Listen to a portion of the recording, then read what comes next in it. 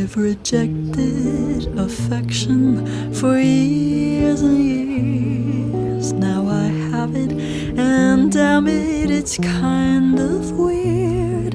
He tells me I'm pretty, don't know how to respond. I tell him that he's pretty too. Can I say that? Don't have a clue. With every passing moment I surprise myself. I'm scared of flies, I'm scared of guys. Someone please help, 'cause I think